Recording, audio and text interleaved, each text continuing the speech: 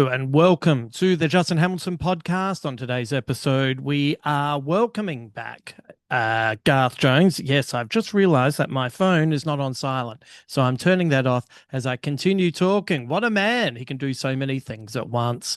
Anyway, Garth Jones returns, and we are going to be discussing books and graphic novels and whatnot.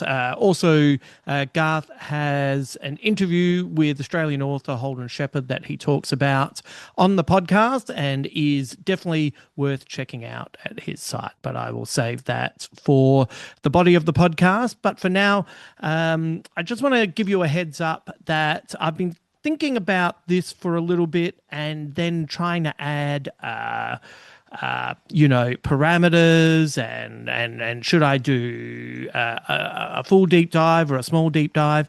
But I'm really looking forward to Steven Spielberg's new film, Disclosure Day. And I thought, why don't I go back and have a look at his three Alien movies? Now, we can have some conjecture there. There are aliens that turn up at the end of Indiana Jones and the Crystal Skull, but let's be honest, it's an Indiana Jones movie foremost.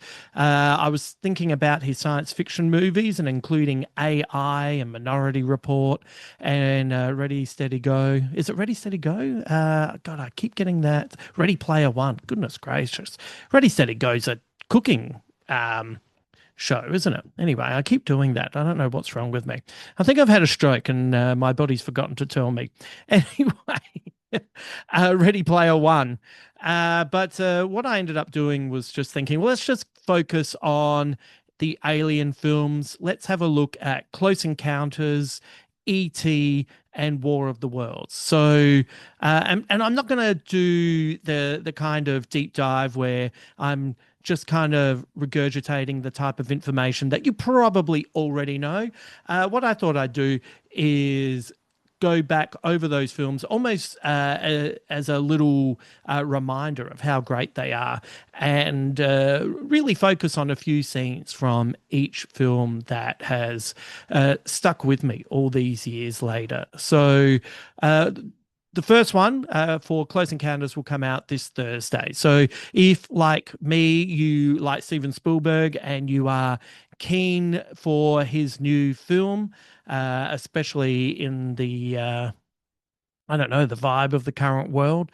I thought, let's do 1, 2, 3 over the next few weeks, and then that'll get us geared up for when Disclosure Day hits in early June. So there you have it. That's what you have to look forward to on Thursday. And it'll be one of those things where you can watch the movie beforehand, you can watch the movie after. There's no stress. It's been out for a long time. So you can just engage with it in your own time with it. So anyway, let's bring in Garth now, and I will then see you at the end of this podcast.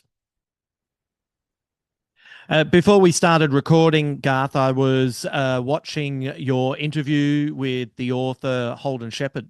Which when did you record that? Was that this week? That was Wednesday night. Yep. Yeah. What a talent!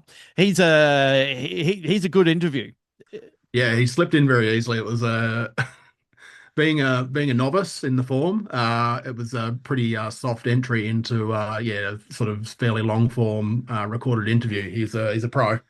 He absolutely is, and I think the best interviews are the ones where you ask a question and then you just sit back and you get to ride it, and then also there's a point where you can almost kind of give up on your game plan because everything they've talked about, they sometimes cover some of the questions that you want to ask, but they also say really interesting things that inspire new directions to take it. I thought he had there was a part of the interview and you were talking to him about his new book, Yeah, the Boys, which I have to say, I love that title. I think that is such a good title. And it was there was a really interesting thing in the interview that I don't want to step on, but talking about being a gay man who likes being in places that you would consider not the places that gay men would like to hang out in quite traditional male areas like the footy club and stuff like that. And it's a really good reminder because I think even today in a more progressive society, you can still kind of get caught up in the cliches of where people exist. Absolutely, yeah. And yet, yeah, I think Holden's a really good example of, yeah, living within a few different sort of subcultures, Yeah, sort of exploding those ideas. And then when you do sort of investigate the subcultures, yeah, yeah, you're like, yep, of course, makes perfect sense. yeah, But yeah, the insights are great. I spent a fair bit of time in a lot of gay bars in the like 2000s. yeah, It could be a lot of good memories, and yeah, a lot of memories I sort of to tease back up from the recesses of yeah, what's left of that part of my brain. yeah. But yeah, I think yeah, he's a good. He gives a lot when he talks, and it's great to get some insight into his world and that what his writing's very much. It feels like a bit of therapy for him a lot of the Right. time. Yeah. As we get into the book, I'm sure we'll talk about that. Well, that was also interesting what he was talking about his approach to social media, where, he wants to be open, but he learnt some lessons pretty early on about being too open. Yes. And sometimes I think in the writing process, it's a safe space to explore a lot of the things that you've experienced in a fictional world, and you know sometimes be able to make sense of them, sometimes be able to explore them, and also sometimes give a lived-in situation a happier landing space than maybe what you experienced in real life. Yeah, absolutely. Yeah, and yeah, you're right, exactly. Like, yeah, you're reflecting on, situations, building them up, sort of, turning them around a bit, having a, good look at them, being able to sort of inspect them with a bit of hindsight. Mm, And I think, yeah, I mean, as Holden talks about, he's coming from the perspective of a guy who was, quite religious, grew up in a small regional town, and finding his path mm, time, and moving to Perth eventually, yeah, and being in, and then I don't think Perth's got a particularly wild sort of queer scene as such. mm. So I imagine it was quite the. I won't speak on his behalf, but yeah, I imagine, yeah, also coming from a small town, and we have a little bit of a moment where we're sort of representing on that front. Yeah. And if you He watch the seems, interview, I've pushed that a little bit further for everyone. So yeah, it's funny. He seems quite delighted when he clocks that you're both that's why I wore the representing. flannel for the interview. Yeah. So, what's his latest book about? Yeah, The Boys is the follow-up to his 2019 novel called Yep, Invisible Boys, yep. which was actually adapted to a miniseries for Stan, uh, Oh, right. which Yes. Holden was on the writing staff for, had the distinction of being one of the few, if only, TV series in Australia to have a fully queer Yep. writing staff working on Right. it. Yep. And Invisible Boys, I guess, was characterized is in the young adult genre. Yep. So, aimed at late teens, covers adult topics, but probably not as intensely as the new one, Yeah, The Boys does, which is a contemporary adult fiction novel. Right. So yeah, Invisible Boys follows three characters, Hammer, Zeke, and Charlie, as they come of age in a small regional New South Wales town. This and obviously goes through their journeys coming out and their different experiences. Hammer's a football player. Yep. Zeke's a young ethnic dude. Charlie's a punk rock guy. So Yep. they're all sort of best friends who go through a bunch of seminal life moments. And this catches up with them as 20 something guys, all living in Perth. Hammer's in the AFL. He's about to be potentially outed by someone, a mystery social media bully, I Yep. guess. Zeke's working a pretty mundane job at university, getting out to the saunas, having a very promiscuous, rock and roll gay guy lifestyle. Yeah. Charlie still wants to be a musician, uh, but that's pushing it as well, living in a town like Perth. And they also sort of come into contact with a couple of older guys who are starting up a bar that's a specifically male space for queer guys to come and hang out and Mm. meet up, and sort of is exclusive in town, which generates friction with a Instagram influencer who's sort of like questions why there needs to be like a male space in town for that for queer guys. Yeah, right. Yeah, which is something we discussed in the interview as well. But Yeah. yeah, it's not for the faint-hearted. We open up in like one of the saunas Yeah. with Zeke's experiences. It's great. It's like really visceral writing. Yeah. Goes straight for the throat. Lot of heart, a lot of really interesting, insights for people who may not have been around, the queer scene as much, Yeah. or gay bars and all the rest. Um, and it felt to me a little bit like, and it's generationally out of step with the book, but it reminded me of sort of Secret Life of Us. Right. You remember that show from Yeah. the, 20 odd years ago, 25 Yeah. years ago? In that it's sort of it's got an ensemble cast who are all going through a lot of shit, and it's a slice of life as we sort of travel through things. A personal event, there's no overarching dramatic plot. There's no, nuclear device about to go off or anything, but these are these people coping with life and existing on their terms and learning a bit more about themselves as they sort of get a bit older. Yeah, right. So Yeah. basically, character is plot. Yeah, character is plot. Yeah. Yeah. And there this is about from what I can tell about also young male friendship. Yes, and it's an investigation of masculinity. Yeah. And so the different sort of, I guess, a question I asked Holden was about, to an extent, these are sort of aspects of his personality that is sort of fractured out into these characters. Oh, you know what? I was literally about to ask you the three characters kind of facets of him. Yes, Yeah. yes. So, he's a big into, there's the football player who's, very successful in the field. He's on the AFL team, but he's also closeted and doesn't want to participate in the Pride round. Hmm. So, a little bit of the politics around, why should I have to be out and become the figurehead Mm. for Yeah. my sexuality Yeah. at sport? Yeah. Uh, you Yeah. I know, want to kick a footy. I yeah, didn't ask for the responsibility of being a role model in exactly. also in an environment that, yeah, you know what, we're celebrating for this round, but what about the Yeah, 22 other rounds? yeah, exactly. Yeah. So yeah, he investigates issues around that. The outing is quite harrowing in the sense that, Mm. this guy doesn't want this to happen. Mm. But this is and you know, thinking about sort of the media and the PR sides of those things as well, and like all the pressure put on a player in that sort of circumstance. Mm.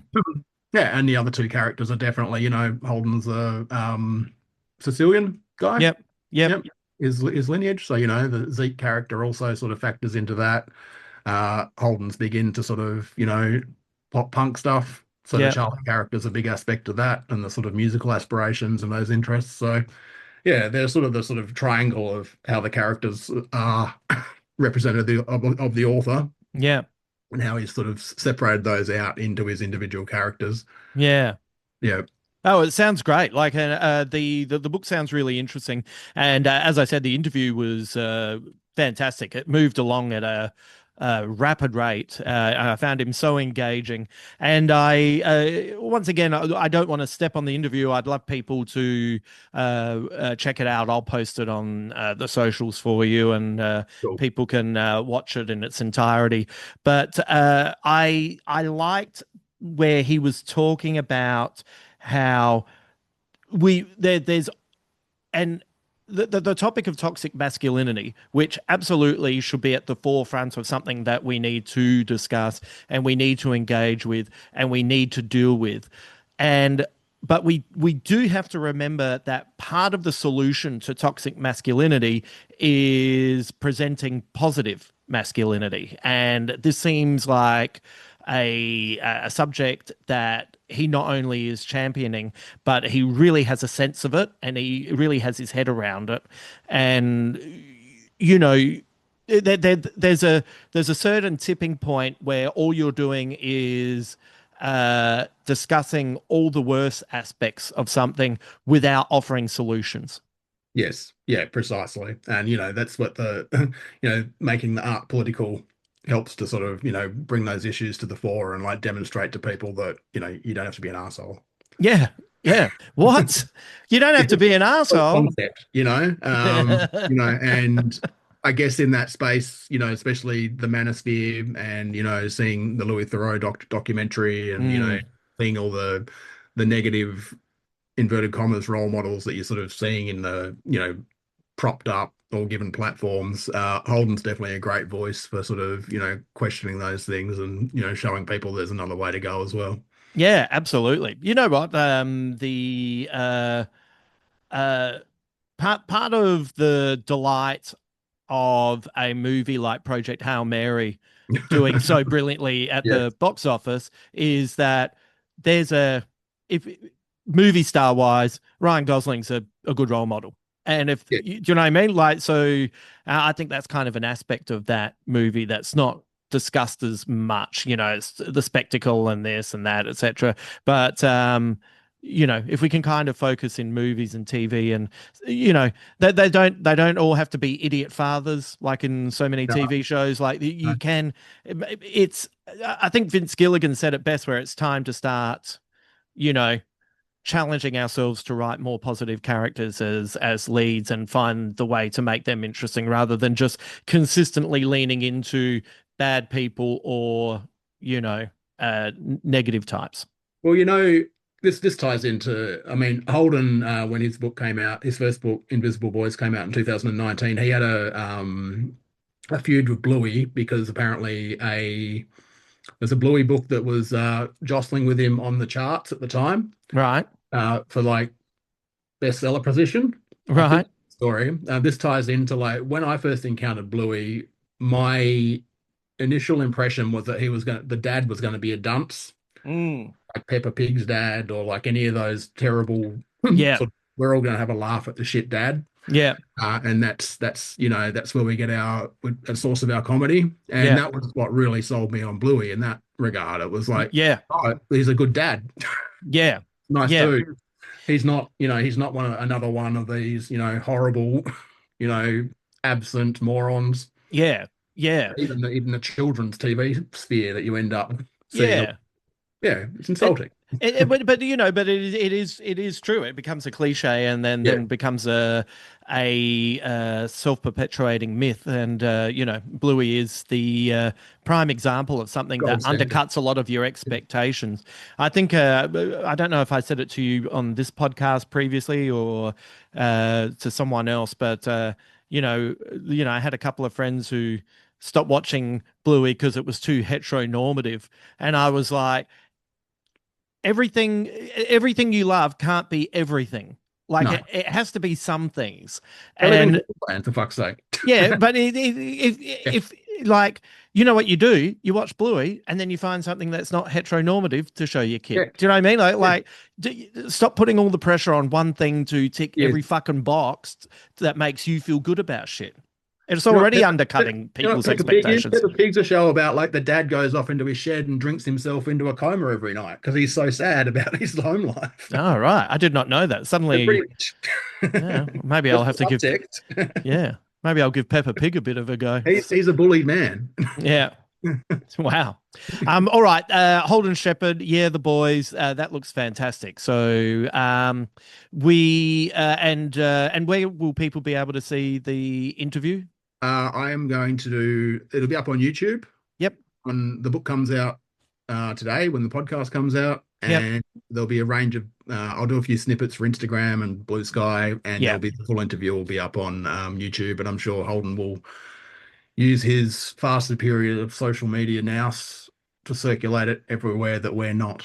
Yes, absolutely. Who's on I'll, TikTok and who's going to go there? Yeah, I'm certainly not. I will also post it. I'll post it on the front of the Patreon page Cool. and stuff like that. So Right. it's a really good interview, and I thought he was an absolute delight. So I think if you're a Excellent. fan of his work or you're not across it, either way, it's worthwhile checking out that interview.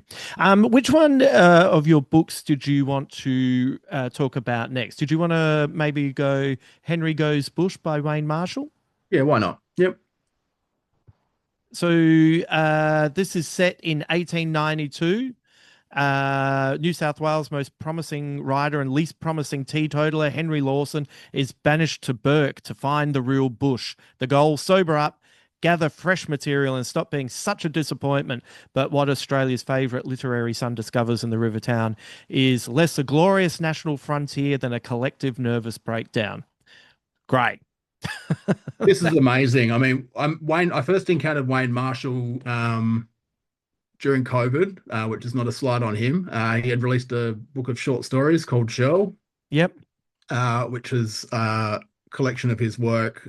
He's very heavily invested in Australiana, our myths and legends.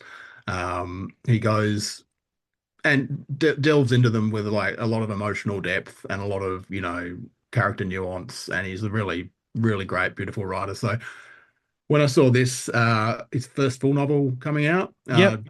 got onto the publisher, got them to send over a copy. The tagline is basically everything, everywhere at once.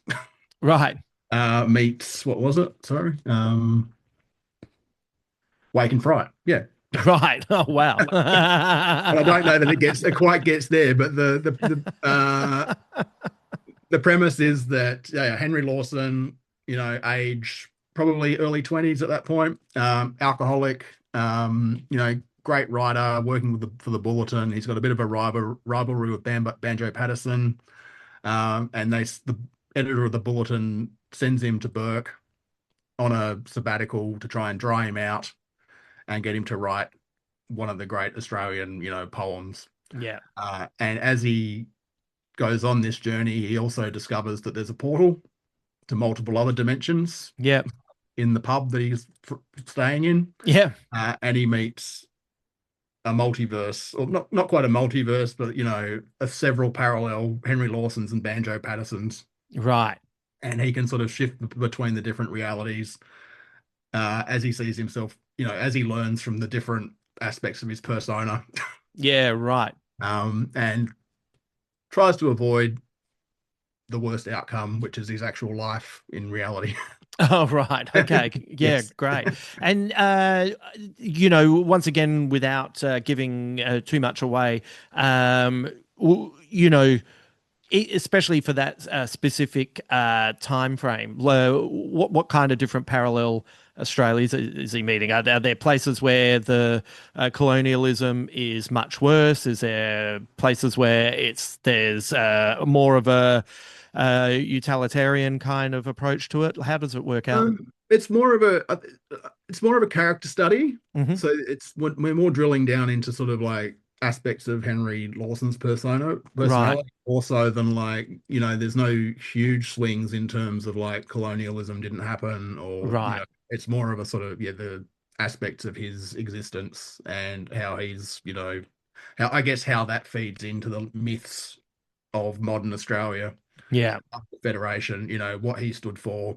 And, because they obviously were both products of their time, Yeah. Lawson and Patterson, so they were both racist as hell. They were both, they had a lot of characteristics that we're not going to, aspire to now necessarily, Right. Yeah. unless you're Carl Stefanovic or, anyone who follows him.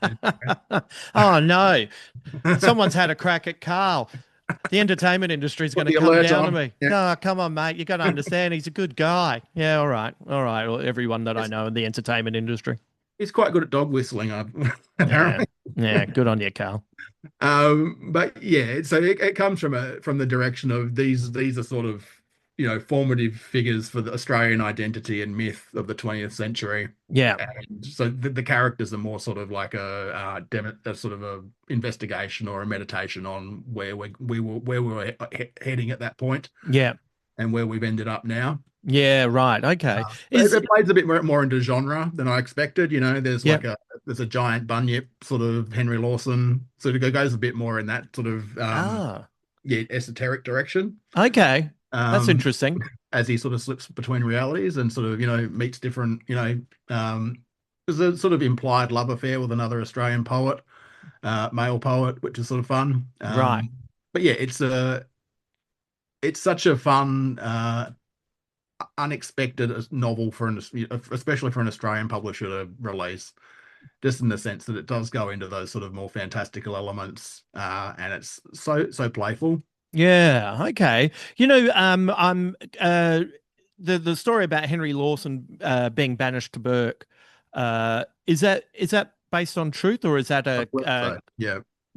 right? Okay, so he's So taken that as a jumping off point to go into you know the sideways world of because he was, he was I think he was the guy who was more critical of the Bush experience, or was he? Maybe it was Banjo Patterson that was. But yeah, right. the two were sort of having the duel of like their versions of the myth of the Bush, Yeah, how at that point, post Gold Rush, how people perceived, the land yeah, and their relationship to it, and sort of grappling with the fact of indigenous dispossession in yeah. the background of that.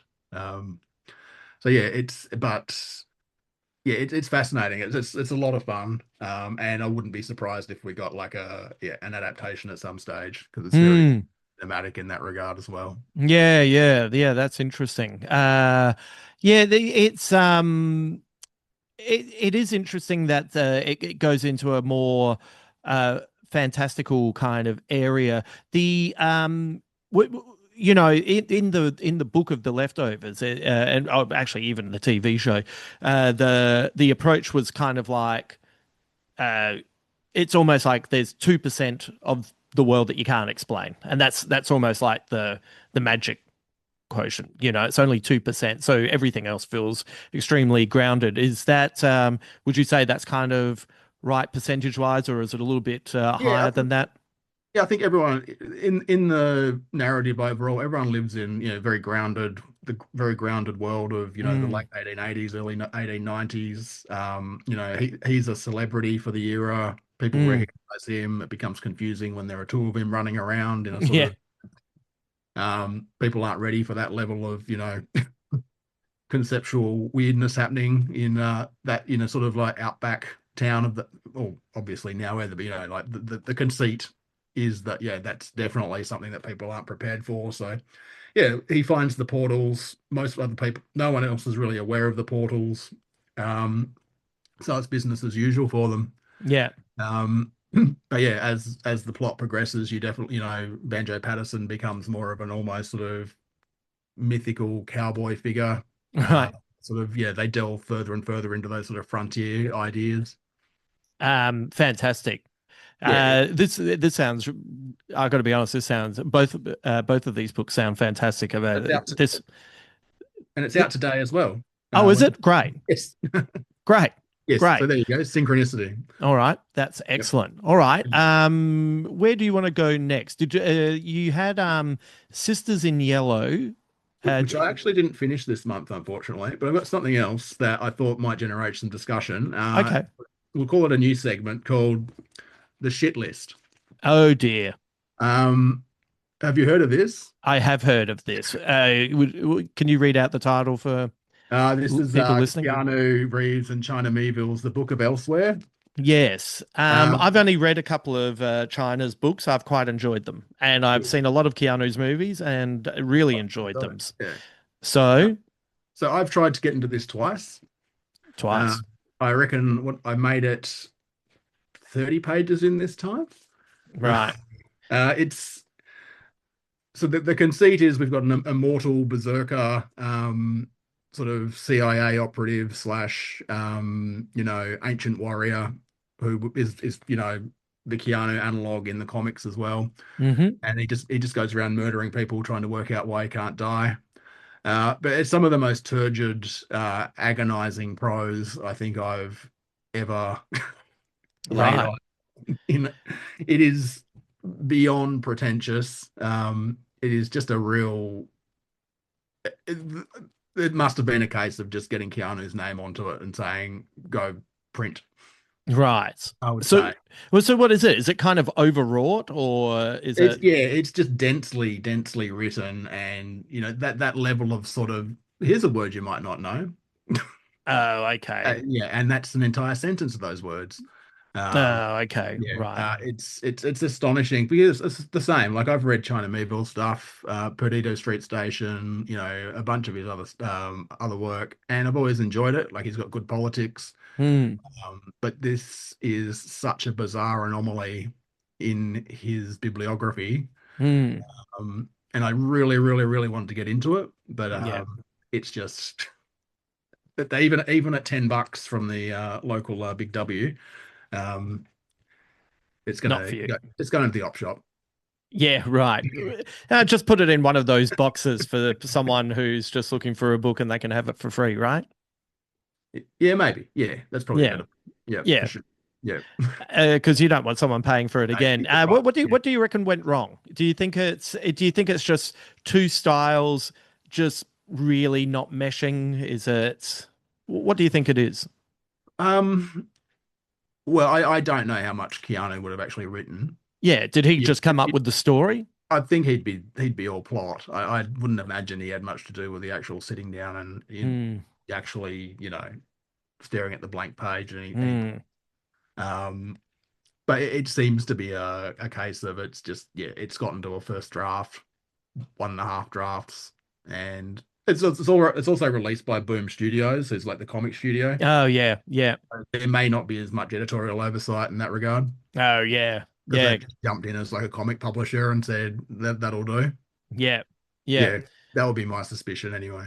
Yeah. I know, just as a side note, I love reading books and I love reading comics, but I hate reading uh, pages of a book in a comic. Yes, Do you know what I mean? It's like I'm that either that one thing or the other. that could be the issue too. It could Mm. be the descriptive prose that would have worked far better as like illustration. Yeah, Because Alan Moore's scripts are entertaining in their density. yeah, This is not entertaining in its density, but it yeah, may have been translated better by an artist who was up to the task of taking the prose and turning it into narrative. yeah, yeah, That would right. be my suspicion. Maybe it was a comic first. Maybe. Yeah. Well, you know what? You have inspired me never to read that. No I problem. the if we are going to talk about um things that we haven't enjoyed, I've had a very, very slow reading month. I'm reading Olga Tokarczuk's House of Day, House of Night. She's such a beautiful writer, but there's something kind of ethereal about it, which has made it difficult to you know, finish in time to Mhm. talk about it for this podcast. And I also just started There Is No Anti-Memetics Division, which I've read the first two chapters of and That's a really enjoyed. lot of fun. Uh, yeah, yeah. It feels cinematic. It feels exactly like something that I could definitely see on the big screen. But the I did read The Death of the Silver Surfer by Greg Pak and Sumit Kumar, and I just it just wasn't good. And I think Greg Pak can be a pretty good writer, but I don't know. There's something about the Silver Surfer character who consistently. Um, like it's such a rich character, and I keep coming back to his stories, and very rarely do I feel like the potential is reached. I think Dan Slott's run on Silver Surfer was fantastic because he essentially made it Doctor Who. It Mhm. was the Silver Surfer traveling with a companion, and all these fantastic adventures happen, and that was really he went big with ideas and concepts and but never at the expense of characterization, and you really came to care about the other characters.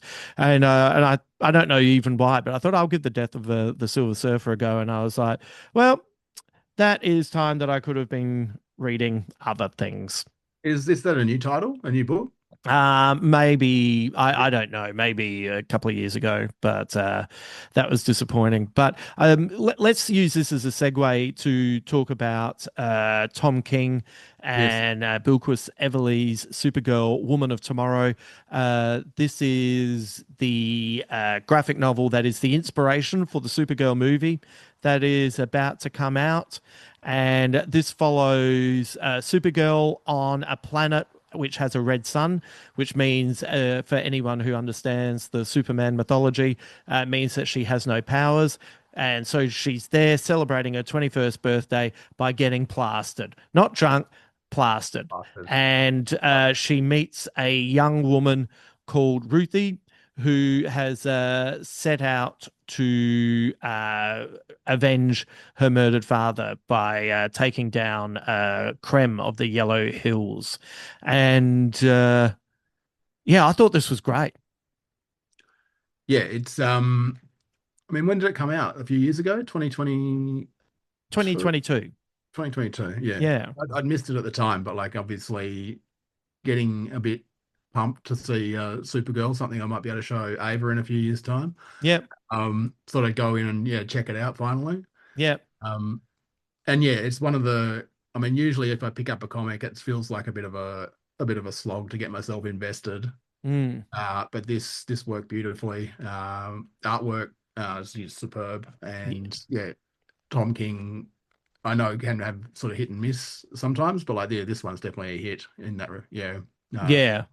It's sometimes when he manages to, and I think this is true of a lot of writers, but with Tom King, it's so uh, in your face that sometimes his interests can supersede what you're actually experiencing. So it's like, you know, you end up feeling like you're just preaching to me, and you're using these characters in a way that it's just kind of not very interesting. But like Sheriff of Babylon, I think is fantastic. His initial run on Vision hmm felt like an old Vertigo comic set in the Marvel universe. I thought he did such a magnificent job with that.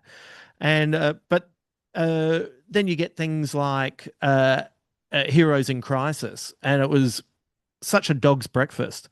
So I want to know That what that is. Is that like a is that a DC? it's a DC miniseries Yep. Yep. where they have set up a place for superheroes to go and talk about their PTSD, and someone breaks in and uses it against them, and it ends up making a weird kind of accidental villain out of Wally West, the protege to Barry Allen's Yeah, that's Flash, true. Oh, and which is like, I know they're only comic book characters, but the character of Wally West had been around for decades and had yep. actually had like characters like Dick Grayson had actually been allowed to kind of grow through multiple writers and artists, grow and mature and almost have proper experiences that Yep. made them more rounded and more interesting than their predecessors. And that comic was just dreadful. And so, and there were he had a couple of misfires. His Batman run for me started extremely strong, Mm. and then by about the two-thirds mark, I was like, the dialogue was driving me insane, Right. and it just kind of lost all kind of focus. So this is a very long-winded way of Yeah. saying I saw this come out as single issues, and I was like, oh God, what's he done to Supergirl? And then heard good things about it, and then just on a whim, was in the mood to read something, and because I think I'd actually read quite a good review of it, I was like, I'll roll the dice on this, and the concept of it's great. The stakes are great as well. A young girl wanting to avenge the death of her father, but also, and this happens really early on. Um, Supergirl's taken Crypto, and Crypto doesn't have powers, and Crypto ends up getting injured, and like the stakes Not for the dog. Supergirl are good Yeah. too. Yeah, Yeah. yeah. No, So, but it's like it is. I think my only vague criticism of the book is some of the language can be a bit anachronistic within the format which he's chosen, Yes. which is like he's gone for like an epic poem, sort of told from the perspective of Ruthie. Yeah. Um, and so it is a little bit like yeah, like Grant Morrison and Frank Quitely's Superman book. Mm. In that like it is like a series of labors for Supergirl in a lot of ways, and Yeah. Yeah. she proves her heroism, and she's a bit more of a salty character Yeah. than the idealistic Superman because yeah, she saw her planet and lived on her planet, Yeah. and got to a certain age before she, everything was taken away from her. So her perspective is different. Yeah. And she can be a bit more ruthless and a little bit more brutal with the way she sort of conducts herself. But the root of her is still, such a heroic, idealized character who seems to be Mm. immortal in this too, because she sort of she lives, up to Ruthie lives her entire life, and Supergirl's still, Yeah. yeah, yeah. Shit, sorry. I don't know what you're saying. Sorry about. Oh wow, the microphone must have baffled that really well. The wind just blew the door shut. Oh, right. No, no. Amazing. We did Yep. not hear anything. Well, I didn't hear anything. Here's the technology. Yep. Yeah. So I didn't even think about the parallels with All Star, but yeah, I can Yes. now that you've said it, I can see it is kind of the labors of, and yeah, I thought it was great, and you know, it gives me some confidence for this new movie. Although I did hear at CinemaCon for the second year in a row, the DC presentation was a dog's breakfast, and Millie Alcock sounds like she was not prepped properly. Like, Right. she was asked, what's it like working with the dog? And she just said, the dog's not real. And it's like, cool. All right. You Here's a know, pitch for you. Amy Taylor from Amel and the Sniffers as Supergirl. oh, yeah. Wow. Wow. Just go all in. Yeah. Yeah, I mean Millie Alcock's got a similar vibe going on, but yeah, just go. Yeah. Yeah. I don't give a fuck entirely. Yeah, yeah, sniffer girl. There we go. She could be a her best pal. But yeah, no, I thoroughly enjoyed this. I agree with some of the uh anachronistic language, but I think it's kind of difficult because you are trying to hit an epic poem vibe Yeah, at the same time as you're right telling across. a sci-fi story set in a Yeah, established universe. But yeah, I thought it was by the end, I actually found it to be quite poignant and yeah. I a mean, credible villain too. yeah, and unfortunately, he won't be in the film as far as we know. But we got Comet. Yeah, And yeah, the mythology behind that character is pretty. I wasn't aware of, and yeah, it's more unsettling yeah, than, yeah, yeah, than I first expected. yeah. That stuff is super strange when you begin to unpack it. Well, yeah, I was talking to someone the other day about the a story she's writing for a screenplay, and we're talking about how much BDSM was in like fiction from like the 1940s and 50s Right. around Wonder Woman, Yes, and yes. some of the basis of a lot of the I mean, Comet's a different thing entirely, but like, yeah, just sort of some of the quirkier aspects of superhero history where it's like, Wonder Woman was invented by the guy who was in the, three-way marriage and was into like all the kink and everything. Oh, yeah, and also the creator of the lie detector. Yes, yes, So yeah, it's a pretty fascinating guy who yeah, you look back on some of those old Wonder Woman comics and she really is chained up with phallic light missiles coming right for her. yep. And she's got the thigh highs and she's got the Yeah, it's all yeah. happening. Yep. I think that was one of the things that was greatly missed in Grant Morrison's reimagining of Wonder Woman in the Earth One Oh, book series, which I actually thought was a lot of fun. And but yeah, it is kind of once you start exploring it, you go, oh, okay. Well, this yep. kind of makes me feel a little bit weird In a good way. in It's a fine. good way. In a Yeah. good way. But yeah, Um, I'm interested to see how the film adapts it. Like, because it is the lushness of the illustration. yeah. It's a very sort of Alex Raymond sort of science fiction aesthetic. Yes. Uh, Yeah. it's got, the alien characters are sort of, they're not exotic, but they've got like a very sort of, that sort of, I guess, George Lucas sort Yeah. of hinge them as well. And yeah, just the design of the ships and the costumes and the things like that definitely skew in that sort of Flash Gordon direction. And hopefully it's not sort of flattened out too much by the production design that fits into the DC universe as it Yeah. stands. Yeah. Yeah. Yeah. Oh well, we'll see that soon. Before we go, how's your writing going?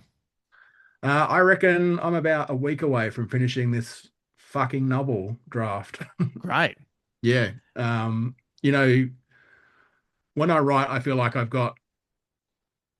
looking at it and I'm like, I know that this is going to be a shorter process than I thought it would be at a Right. certain point when things start to tie up, and I've sort of hit that point where I'm like, oh, okay, that's how it ends now. Interesting. And Yeah. I've done the sort of hard yards on it, and I'm actually on the sort of bottom of the downhill run, I think. Yeah. Yeah. And then just going back and sort of making everything gel together for a second draft. But Right. I feel pretty confident that I'm looking at a manuscript prize here in New Zealand that closes in about a month. Yep. So I'm confident that if I have a good read of this and then spend 3 or 4 days towards the end of that cycle, sort of just sweetening it, Yep. uh, I'll be pretty happy with the second draft. That's as good as it's going to get for now. Yeah, Yeah. Yeah. It's good to have a deadline. yeah, absolutely. Yeah. Yeah, and that grind of just every day getting however many words you're after. Yeah. Puts a bit more pepper in your pocket, I guess, when you're Yeah. that. Yeah. How's yours going? It's interesting. I think we're probably in similar positions. I've got one, two. I've got four chapters left, but the chapter I'm working on at the moment is the big one. It's kind of like because this latest manuscript is set every day at the 1996 Adelaide Fringe. It's the final Saturday. Lots of so it's been building towards this day, and I found my momentum was starting to get a bit ahead of me. So what I've done is to land this chapter as well as I possibly can. I've actually slowed myself down and limited myself to about 1,500 words a Yep. day to make Yeah, sure cool. that I'm just kind of a little bit focused within it and hitting the emotional beats. Once again, it doesn't have to be perfect, but I kind of want to get it at least as correct as possible now. So then, 1,500 a day is pretty impressive too. It's not nothing to be sniffed at. oh right, yeah, Yeah. yeah, Yeah. yeah. Well, but it's kind of funny. It wasn't consciously 1,500 words, Yeah. but that's what it's turned out to be, Yeah. and just hitting these certain beats because what will happen is this is almost like the big climax. The Sunday will be all the Sundays in the manuscript are gentle because the venue runs Tuesday to Saturday. So it's almost like the main part of the story will finish here. There'll be a gentle kind of uh, moment for the main character to reconcile everything. And then there's going to the last two chapters. The the next chapter is a flashback to 5 or 6 years before Right. with an inciting incident that kind of explains where our main character has been. And then I've decided only recently that the final chapter will be set 20 odd years later. So it'll kind of end, reconcile, flashback, flash forward, and that will be the how the story kind of fits together. So it's it's exciting to get to this point. You feel you can feel the achievement of what you've managed to Yes. put down, and you can see where you're about to land. I have a pretty good idea exactly what the last paragraph will be as an idea, and yeah, it's this has been a fascinating year in that, the industry here, the entertainment industry is collapsing in Australia. So many people I know are out of work. Financially, this year has been quite down for me compared to the last, 6 years. And thank goodness I have something like this that I'm really happy with, because I feel like, you know, Yeah. it has been better to consider this amount of time as an investment in me rather than I've got to try and make up that money in any way I can. I've now done 30 shit gigs that Yeah. have added up to that money, and I'm now creatively, emotionally, and intellectually bereft. Mm. You know. Yeah. Yep. No, how long has this manuscript taken? Like, what's the? Uh, I started. It's a bit difficult to work out. I wrote about 30,000 words last year, Yeah. and I was ticking along nicely. And then uh, that point in the middle of the year last year when I left my management, Hmm. and that was a uh, like a practical upheaval.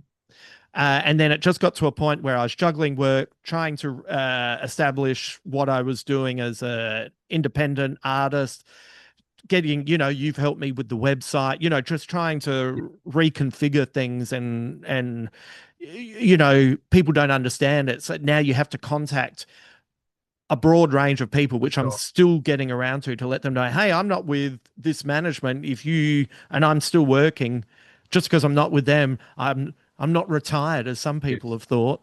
I just don't have management. It was, I had to put it aside because Yeah. I just knew that it was there was no rhythm to it. So then, at the start of this year, like midish January, I went back and I started. I normally wouldn't do this, but I started rewriting from the start, Right. and so uh, more, not that I really wanted to change too much, but I just wanted to get back into the rhythm of the story. Sure. And so now it's probably around 78,000 words. And I reckon by the time it's finished, it'll probably, it will sit, I reckon, comfortably around 90,000 words, and that'll be it. I reckon you and I have been on pretty much the same path because I think I did about 20 or 30,000 last year and then Yeah. put it aside and Yeah. then came back to it strong in sort of February. Yeah. And I think I'm at about 90 now Yeah. and just put the head down. Yeah. And yeah, there have been weeks where nothing's happened or there've been life things going on around it. But the momentum has been maintained Yes. mostly where possible. And the way I work is I feel like I definitely pull in things that I've, you know, as I was discussing with someone the other day, it's like she says, "Oh, do you kill your darlings?" I'm like, "No, they just go into a file and Yeah. up somewhere else later." Yeah, yeah, they go on a holiday. Yeah, they go on a little holiday. I definitely don't murder them for good. They just go No. and live in a little shack somewhere, Yeah. and I'll go and pick them up when they're ready. Yeah, I'll Uh, do a shout out a little bit yeah, later. yeah. Yeah. So I find myself weaving a lot of things back in, and that's how it's sort of, yeah, it's gestated and come together now. And I'm sure Yeah. there's tons of stuff I'm going to need to like, second, third draft, go back and fix, but I feel good about where it's, landing now. Yeah, yeah, for sure. There's something funny about people listening might be a little bit confused that it's like, oh, hang on, what do you mean you stopped writing, but you've maintained rhythm? And I think maintaining rhythm is uh, not necessarily consistently writing at the same time, but that can Yes. be great if you can set that up. But in the modern world, it's difficult to be, especially when you're freelancing, you're being Yes. taken left, right, and center. And as you said, if you've got family stuff that you have to deal with, that takes precedence as well. But rhythm and momentum is still being engaged with the work and still Yeah. thinking about it and About still it. looking forward to getting to that point. I try to do that thing where you stop just before the thing you want to write, so you're Yeah. looking forward to getting to Like it. that. And yeah, your notes app's your best friend. If you can't actually get to things, I a bunch of notes on the phone Yeah. that gets dumped into the next chapter. So I'm Yeah. thinking about it, even though I don't, necessarily have the opportunity to sit down for a couple of hours to get it out there. Yeah. Well, Um, but also like just thinking about it was when I realized, oh, the the manuscript's going to finish on a big jump forward. Oh, yeah, okay. Yeah, cool. yeah, I didn't realize that. That yeah. sounds great. And just, yeah, I mean, this is probably 101, but like just exercising and stuff too. If you're stuck, just walk Mm. away. Just walk away. Just go for a walk. Just go Yeah. and do anything else. Yeah. And generally, like dopamine will get you to a place where you'll find your answer or you'll find a better one. Yeah. A Yeah. lot of the time, like you'll make connections because you're free associating at that point. Yeah, you get some decent exercise. Yeah.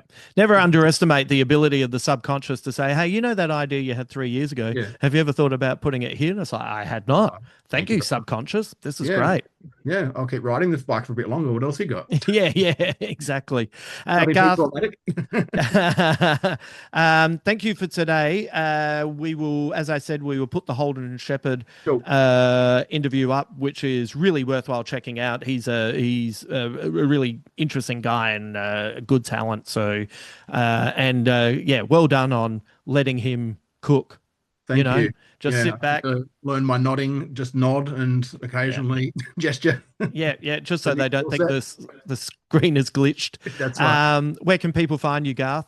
Uh, at Past the Amel on Instagram, Blue Sky. I'm on trying out a new micro blog, well, not micro blogging, but sort of blogging platform called Offprint, Hmm. which is a similar scenario to Substack. It's a newsletter platform. Yep. I have articles and updates. I'll put all the podcast stuff up there. But that's just past the amel dot offprint dot app, I think. Yep. Um, so you can go and check that out. That's all on my link tree that you can find on my website, on my Instagram. Yeah. So you can dig everything up from there, so it's not too confusing. Yeah. That sounds great. All right, mate. Thank you very much for that. That was fantastic. Thank you, Justin. Thank you to Garth, as always, for joining me today. Some of those books sound great. And hopefully, as I said, the stuff that I've been reading has been, it's really hard to describe because it's kind of easy to read, but there's a lot to focus on. So it has slowed me down considerably. But also, I think every month something takes a hit, whether it's movies, TV, books, etc.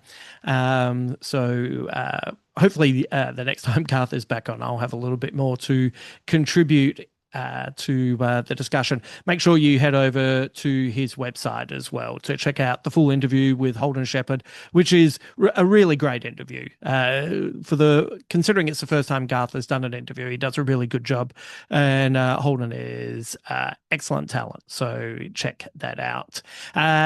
As a reminder, this Thursday will be the first of the little mini Steven Spielberg specials that I'll be doing, getting us geared up for Disclosure Day. And I'll put up on my Substack some little written pieces as well. So that will go together as a little companion for you to check in and enjoy both versions of what I'm doing. Yeah. All right. Let's keep it brief today. You know, all the usual stuff, to keep an eye on the newsletter, the Patreon for the podcast, etc. But I do worry that I bang on about stuff, but you never know when someone's listening for the first time. So anyway, I'm going to give you an early minute and not talk all about that stuff today. I'll be back on Thursday, and yeah, keep in sending me the results of the quiz. So far, we have a 3-way tie for 8 out of 10. So I'm dying to know how you go. I hope the start of your week has been a good one, and I look forward to catching up with you again soon. So until then.